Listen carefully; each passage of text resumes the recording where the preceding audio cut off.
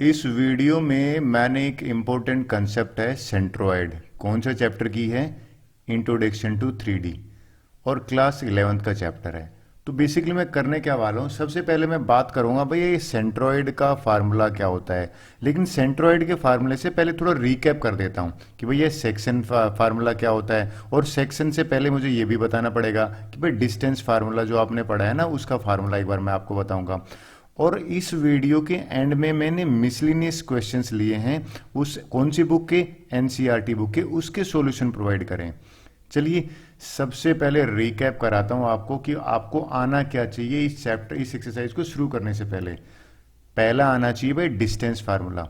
Distance क्या था? अगर हमें दो पॉइंट दे रखे हैं ना, और दोनों पॉइंट के कोऑर्डिनेट अगर हमें दे रखे हैं, तो उन दोनों पॉइंट का बीच का डिस्टेंस होता है x2 माइनस x1 का whole square, y2 minus y1 और z2। ये आपने कर लिया है, ये तो डिस्टेंस फार्मूला है। अब मिड पॉइंट फार्मूला क्या कहता है? मिड पॉइंट फार्मूला क्या कहता है? कहता है कि अगर ये दो पॉइंट है एक्स पी और क्यू, और इनके बीच में एक पॉइंट है आर, और ये जो आर पॉइंट है ना, ये मिड पॉइंट है। मिड पॉइंट का मतलब है ये जो रेशियो में डिवाइड कर रहा है ना, वो 1:1 है। तो हमसे पूछा गया है कि बताइए इसके कोऑर्डिनेट क्या होंगे। आपने 10th में इस तरह से कुछ पढ़ा था। तो क्या कोऑर्डिनेट निकाले थे? आपको ध्यान होगा आपने ये x की वैल्यू निकाली थी। x बराबर है दोनों के एंड पॉइंट को ऐड करके 2 से डिवाइड कर दो, ये x की वैल्यू आ गई। y कैसे निकाली थी? y बराबर है y1 प्लस में y2 डिवाइड बाई 2। फिर आपने z कैसे निकाला था? z1 प्लस में z2 डिवाइड। ये मिड पॉइंट फार्मूला के नाम से इसको हम पढ़ाते हैं। अब क्वेश्चन अराइज होता है, सर ये आया कहाँ से? तो ये तो बिना सेक्शन फार्मूला तो आएगा नहीं। तो चलिए मैं सेक्शन फार्मूला की बात कर लेता हूं कि ये, अब अक्सर बच्चे कहते हैं सर सेक्शन फार्मूले की हेल्प से वो क्यों आया। बिल्कुल वो समझाता हूं। जब सेक्शन फार्मूला हम 11th क्लास में पढ़ाते हैं ना, तो इंटरनली और एक्सटर्नली दो केस लेते हैं। सर ये डिफरेंस क्या है इन दोनों में? लो डिफरेंस बताता हूं। एक्सटर्नली और इंटरनली में डिफरेंस पहले इंटरनली ले लेता हूं। देखिए इंटरनली क्या है, कहता है कि भाई अगर मान लीजिए एक लाइन है पी और क्यू, इसके कोऑर्डिनेट हैं। हमसे कोई कहे कि भैया ये रेशियो है आर, सॉरी एक पॉइंट है आर। इस आर, ये जो आर पॉइंट है ना, ये इस लाइन को एम रेशियो एन में डिवाइड कर रहा है। ध्यान से सुनना, रेशियो क्या है। यहां पे रेशियो दे रखा है एम रेशियो एन में, ये आर पॉइंट डिवाइड कर रहा है। और हमसे पूछा है आर इंटरनल है, यहां पे दोनों के बीच में है। हमसे पूछा है आर के कोऑर्डिनेट्स निकालो। तो क्या फार्मूला है? आर के कोऑर्डिनेट का फार्मूला आपने करा हुआ है 10th में। ये फार्मूला था, आपको याद दिलाता हूं। ये जो x की वैल्यू थी ना, ये x का फार्मूला ये रहा, यानी कि mx2 प्लस में nx1 डिवाइडेड बाई जो रेशियो का सम कर दिया। यहां पे जो y निकालना है ना, तो y का ये है my2 plus ny1 plus m+1। और यहां पे जो z आएगा ना, उसका फार्मूला है mz2 प्लस nz1 और m+n। ये ध्यान में रखना, इंटरनली का मतलब है ये आर पॉइंट इन दोनों के बीच में लाई कर रहा है। डन। ये हमने ऑलरेडी ऐसा ही 10th स्टैंडर्ड में पढ़ा था, बस वो इंटरनली एक्सटर्नली नहीं था। एक्सटर्नली जो है ना, वो नई चीज है। जैसे ही नाम कह रहा है, एक्सटर्नली का मतलब है वो पॉइंट जो हमारे कट कर रहा है ना, वो बाहर लाई कर रहा है। सर बाहर का मतलब क्या है? चलिए मैं समझाता हूं। ए और बी तो वही पॉइंट है जिनके कोऑर्डिनेट है x1 y1 z1 x2 y2। कहते हैं एक सी पॉइंट आउटसाइड है इस लाइन के, और ये सी पॉइंट के कोऑर्डिनेट निकालो। यानी कि हमसे पूछा है x y z निकालिए, और हमें रेशियो भी दे रखा है कि भैया ए से लेके सी तक का है ना, ये तो m है, और b से लेके c तक का है ना, ये n है। तो कहता है ये इस रेशियो में डिवाइड करता है m रेशियो n में। लेकिन ध्यान रहे उसमें लिखा होगा कि इंटरनली है या एक्सटर्नली। अगर एक्सटर्नली आ जाता है तो एक सीधी सी बात है, इस फार्मूले में ना माइनस आएगा। सर कैसे, क्या कहना चाह रहे हो आप? मैं ये कह रहा हूं जो आपने फार्मूला पढ़ा है ना, वो सेम फार्मूला है, बस इसमें नेगेटिव है। देखिए कैसे, यहां पे mx2 प्लस nx1 था, यहां पे mx2 माइनस nx1 है। ये x की वैल्यू है, ये x का कोऑर्डिनेट है। y वाले के केस में भी सिर्फ नेगेटिव साइन ही यहां पे आया है। वो सर क्यों आया है? क्योंकि अगर ये टोटल m है, यहां से यहां तक ये c का n है, तो ये जो बचा है ना, ये कौन सा, ये वाला a और b, ये तो m माइनस n ही तो बचा। m में से n माइनस किया हुआ है। और यहां का जो z है ना वो mz2 माइनस nz1 आया। तो एक्सटर्नली का अगर कई बच्चे कहते सर लिखा बिल्कुल लिखा आता है कि एक्सटर्नली का है। अब ये एक्सटर्नली इंटरनली आपको समझ में आ गया है, तो मैं सेंट्रोइड जो है ना, जो हमारे सिलेबस में है, मिसलिनियस एक्सरसाइज में सेंट्रोइड के क्वेश्चन है, उसको मैं जस्टिफाई कर पाऊंगा कि वो क्या होता है। अब चलो सेंट्रोइड की बात करते हैं कि सेंट्रोइड जो है ना वो होता क्या है। पहले तो मैं मीनिंग बताता हूं, ठीक है, मीनिंग से आपको क्लियर हो जाएगा। मीनिंग से पहले आपको मीडियन बताना पड़ेगा। देखिए मीडियन क्या है, अगर किसी ट्रायंगल में ये जो एक वर्टेक्स है ना और ये सामने वाले साइड के मिड पॉइंट को जो लाइन ज्वाइन करेगी ना, उस लाइन को मीडियन कहते हैं। सर कैसे? अगर मैं अपोजिट साइड को इसको ज्वाइन कर देता हूं, ये लाइन है ना ये मीडियन है, और एक ट्रायंगल में 3 मीडियन है ना वो ड्रॉ कर सकते हैं। कैसे? ये वाला वर्टेक्स इसके अपोजिट वाली साइड के मिड पॉइंट से ज्वाइन करेगा, तो यहां, और ये वाला आर है इसके अपोजिट मिड, अगर किसी साइड के मिड पॉइंट से अपोजिट वर्टेक्स को जो लाइन ज्वाइन करती है उसको मीडियन कहते हैं। तो एक ट्रायंगल में 3 मीडियन हम ड्रॉ कर सकते हैं। और अंदर की बात बताऊं, ये जो 3 मीडियन हम ड्रॉ कर रहे हैं ना, ये तीनों के तीनों कनकरेंट होते हैं। क्या लाइन बोला? वर्ड मैंने कनकरेंट बोला है। सर ये कनकरेंट का क्या मीनिंग होता है? कनकरेंट होता है more than 2 line when passing through same point. एक ही पॉइंट से ये तीनों मीडियन पास करते हैं, और ये जो पॉइंट है ना, इस पॉइंट को अगर मैं सी ले लेता हूं तो आपको समझ में आएगा, इसी पॉइंट को सेंट्रोइड कहते हैं। वापिस समझा तो मैं क्या कह रहा हूं। मैंने कहा है कि ये जो लाइन है ना ये तो मीडियन है, मीडियन का नाम तो लाइन है। अगर किसी ट्रायंगल में 3 मीडियन एक पॉइंट पे इंटरसेक्ट करते हैं उसको सेंट्रोइड करते हैं, और उस सेंट्रोइड के कोऑर्डिनेट निकालने हैं। जो हमारा टारगेट है ना आज का इसमें कि सेंट्रोइड के कोऑर्डिनेट्स है वो क्या होते हैं। चलिए मैं आपको बताता हूं। सबसे पहले एक चीज आपको पता होनी चाहिए कि सेंट्रोइड है ना वो किसी भी मीडियन को 2:1 में डिवाइड करता है। सर देखो नई चीज बताई मैंने, ध्यान रखना, बहुत क्वेश्चन आते हैं इस पे। सेंट्रोइड है ना वो सेंट्रोइड 2:1 को डिवाइड करता है मीडियन में, ठीक है। अगर आपको, ये मैं पॉइंट ले लेता हूं, मान लीजिए मैंने पॉइंट ले लिया थोड़ी देर के लिए m, ये ले लिया मैंने n, और ये l है। तो ये जो pm है ना, pm अगर मैं c के कोऑर्डिनेट निकालना है तो देखिए आपको समझ में आ जाएगा। आपको क्या समझ में आ जाएगा कि अगर इस सेंट्रोइड को मैं सीधा कर लेता हूं, एक तरफ p कर लिया, और ये जो c पॉइंट है ना ये इसको 2:1 में डिवाइड कर रहा है, बिल्कुल। और p के कोऑर्डिनेट तो दे रखे हैं, ये लीजिए भैया x1, y1 और z1। और m के कोऑर्डिनेट आप निकाल सकते हो। कैसे निकाल सकते हो? आपको पता है मिड पॉइंट फार्मूले से। सर मिड पॉइंट क्यों लगेगा? अरे भैया सेंट्रोइड मीडियन जो होता है ना, ये मीडियन एक्चुअल में मिड पॉइंट ही तो होता है लाइन का। तो ये m के यहां से आ जाएंगे x2 प्लस में x3 डिवाइड बाई 2। किसके निकाल रहा हूं? पहले मैं m के निकाल रहा हूं, y2 प्लस में y3 डिवाइड बाई 2, और फिर z2 प्लस में z3 डिवाइड बाई 2। ये कोऑर्डिनेट आए हैं m के, राइट। अब मेरे पास m के कोऑर्डिनेट है, यानी कि इसके भी कोऑर्डिनेट हैं और ये भी कोऑर्डिनेट है। तो भैया रेशियो दे रखा है m/n। सेक्शन फार्मूला याद आ गया ना? सेक्शन फार्मूले के हिसाब से जो सेंट्रोइड है ना उसके कोऑर्डिनेट जो हैं वो बराबर हो जाएंगे mx2 nx1। या सीधी सी बात बताऊं, x1 प्लस में x2 प्लस में x3 तीनों को जोड़ के रेशियो जो है ना उससे डिवाइड करोगे ना तो यहां पे आंसर आएगा 3। ध्यान रखना ये 2 नहीं आ रहा। सर फिर बताना वापिस, y कैसे निकलेगा? y1 प्लस में y2 प्लस में y3, और डिवाइड में आंसर आ जाएगा 3। और अगर यहां पे आप नोट करोगे तो ये कितना आ जाएगा? z1 प्लस में z2 प्लस में z3 और डिवाइड बाई 3।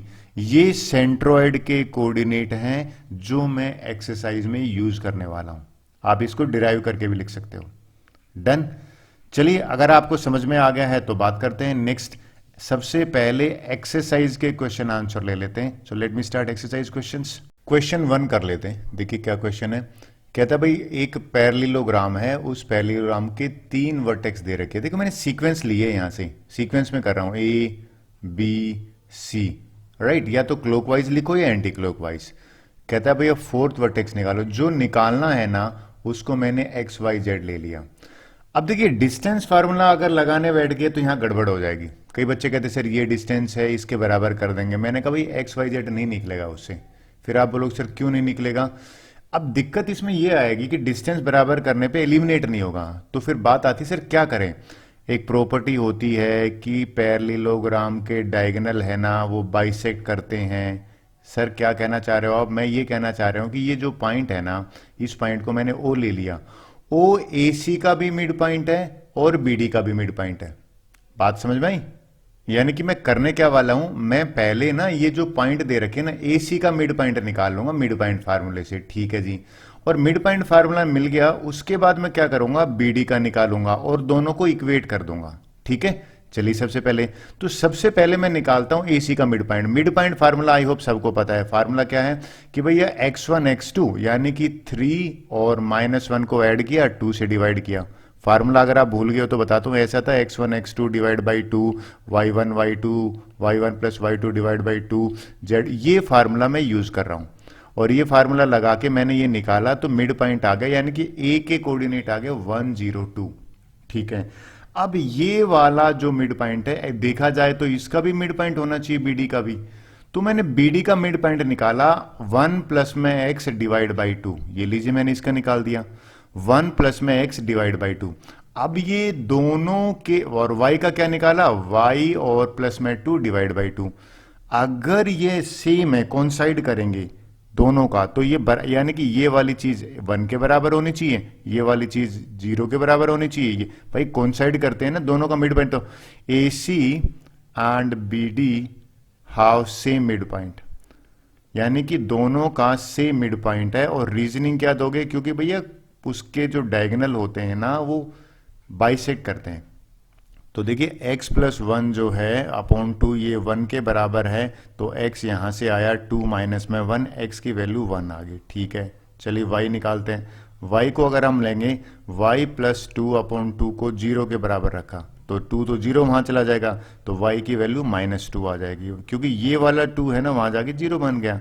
फिर z निकाल लेते हैं, z माइनस में 4 डिवाइड बाई 2 2 के बराबर है, तो 2 वहां चला जाएगा 4, z माइनस 4 अपॉन 4 और z की वैल्यू 8 आ गई।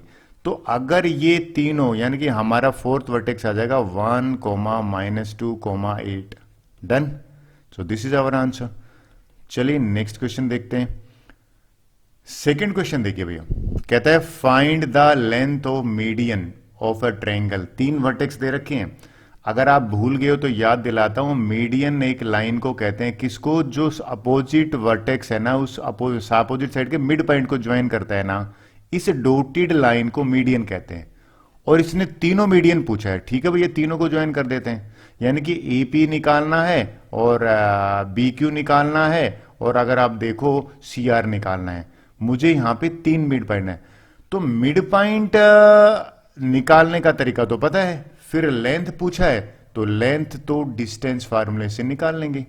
पहले तो P निकालते हैं, कैसे निकालेंगे, P के कोऑर्डिनेट हो जाएंगे 0 और 6 को ऐड करा, ठीक है, 0 और 6 को ऐड करा तो 0 प्लस में 6 डिवाइड बाई 2, ठीक है। 4 प्लस में 0 अगर आप करोगे डिवाइड बाई 2, और ये मैं डायरेक्ट लिख देता हूं, आपको कैलकुलेशन करनी नहीं पड़ेगी, डायरेक्ट लिख देता हूं। 0 प्लस में 6 डिवाइड बाई 3 आएगा, 4 प्लस में करेगा तो डिवाइड बाई 2 आएगा, और ये 0, ये आ गया P। Q निकाल लेते हैं, इन दोनों का मिड पॉइंट है 6 प्लस में 0 यानी कि 3 आया, फिर 0 प्लस में 0 यानी कि 0 आया, 6 प्लस में ये आ गया। फिर R के भी निकाल लेते हैं, R के आ जाएगा 0 और 0 तो 0 बाई 2, यानी कि 0 और 4 को 2 से डिवाइड किया और 0 और 6 को। पहला स्टेप है P के कोऑर्डिनेट निकाले, Q के कोऑर्डिनेट, R के coordinate by mid point formula. मैंने मिड पॉइंट फार्मूला निकाल दिया। अच्छा, अब ये निकालने के बाद नेक्स्ट डिस्टेंस, तो लेंथ पूछी है ना, तो डिस्टेंस निकाल लेते हैं।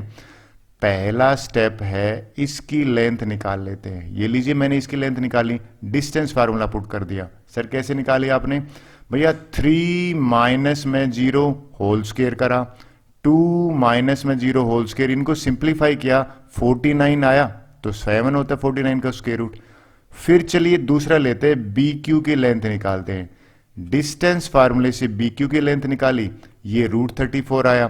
फिर अगर ले लेते हैं सी आर की लेंथ, और सी आर की लेंथ निकाली, वो भी अगर आप देखो वो भी बराबर आ गई है 7 के। हमसे यही तो पूछा था, find the length of median. So ये तीनों निकालने के बाद this is our answer. I hope आपको क्लियर हुआ होगा। क्वेश्चन 3 करते हैं। अच्छा क्वेश्चन है, कई बार आ लेता है, इसको इंपॉर्टेंट मार्क कर देता हूं। कहते हैं if the origin is the centroid. Centroid क्या है? मीडियन का जहां पे इंटरसेक्शन होता है, वो सेंट्रोइड ओरिजिन है। या सिंपल लैंग्वेज में कहूं कि ये जो पॉइंट है ना, ये ओरिजिन है, तो 0 0 कोऑर्डिनेट है। पी क्यू आर के कोऑर्डिनेट दे रखे, ये दोनों कोऑर्डिनेट आपको दे रखे हैं, ठीक है। हमसे कह रहे एबीसी निकालो। अब देखिए एबीसी निकालना है ना, तो सेंट्रोइड का फार्मूला पता होना चाहिए। सर क्या फार्मूला था, याद दिला देता हूं। सेंट्रोइड का फार्मूला था, अगर तीनों कोऑर्डिनेट पता हैं तो x1 x2 x3 divide by 3, y1 y2 y3 plus करके डिवाइड, ये फार्मूला था।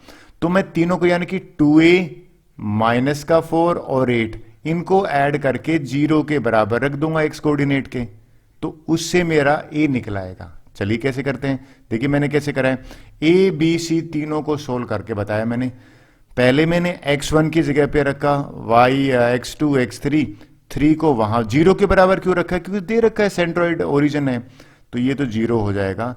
2a प्लस में 4 equal to 0, 2a equal to minus का 4, a आ गया माइनस का 2। a की वैल्यू पूछी थी, ये रहा a की वैल्यू, 3 को मैंने वहां भेज दिया। 2 प्लस में 3b प्लस 14, ये 0 के बराबर आ गया।